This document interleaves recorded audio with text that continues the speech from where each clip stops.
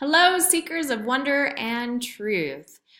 This week we are talking about the midterm that's going to come up and how we can use these books that we've been reading to involve children.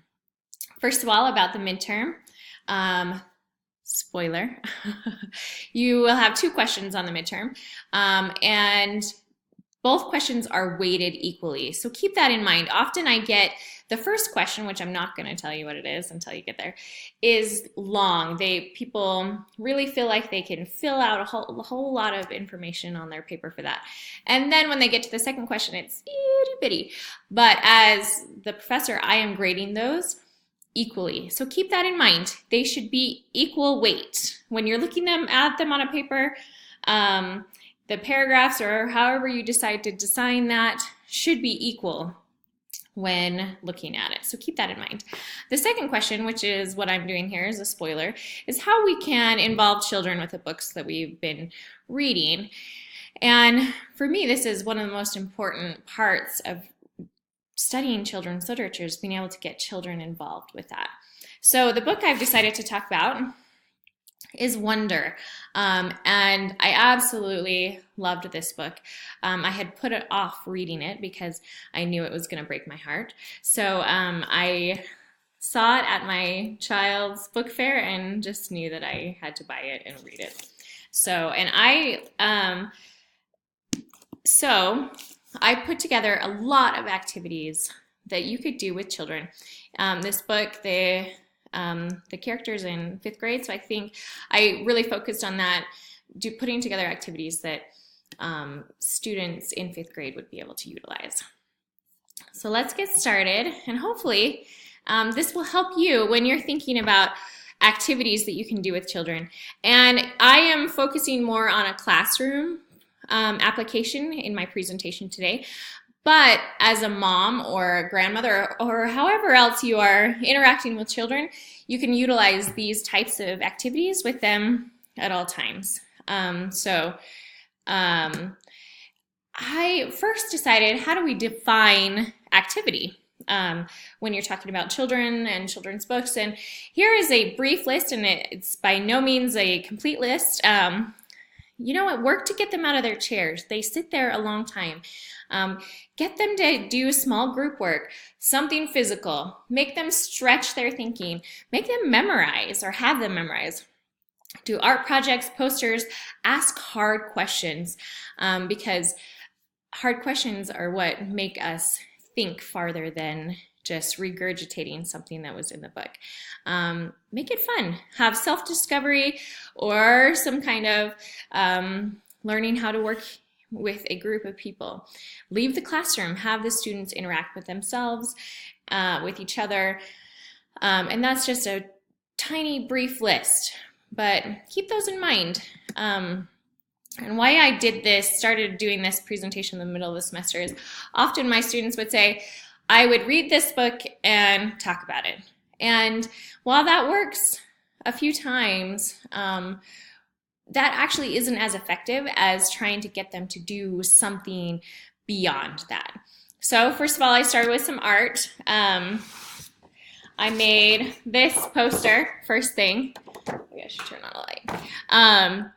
And obviously this is me. This is a self-portrait done in this style of Wonder. So Wonder is very basic, and it is easy to show that, but also at the same time, you can tell that this is me from my, so I think it's interesting to be able to do this.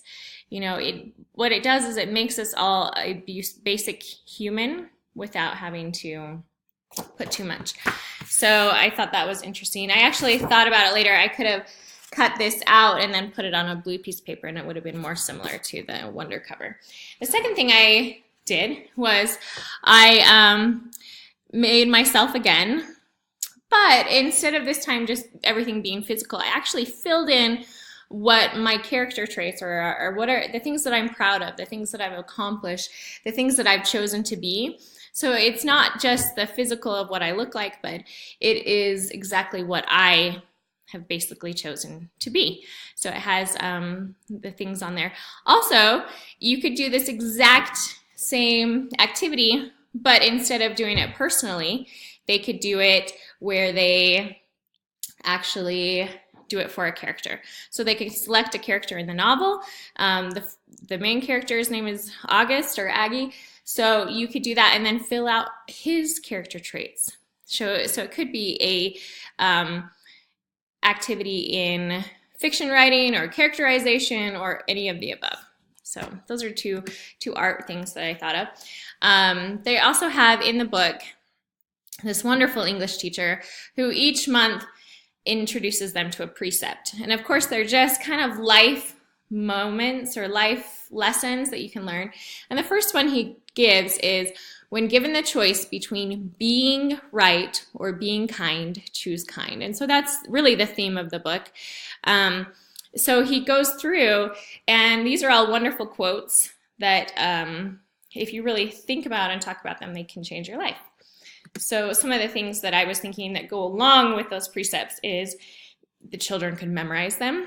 They could make a paper cube with their favorite precepts on each side, and you could roll it and read it and have an activity with them sharing their favorite precepts with their peers.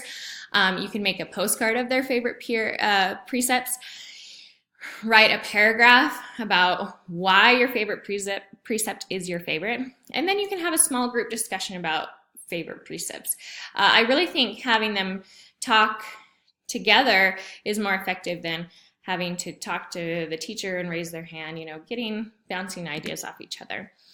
And here's more. In the book, Aggie lists how everybody is different, or how he's the different from everybody else, but he also does why he's the same. So we could do that with the students, have people point out all the things that are the same, but the things that are also different, because this is showing that even though we're all human, the differences are what make us special. And that's what the book talks about. In the book, they ask which superpower they would have. And another one is they could make their own precepts. Make them really try and think deep about what it means to be alive or a person or whatever, and have them write their own precepts and then put them on a postcard.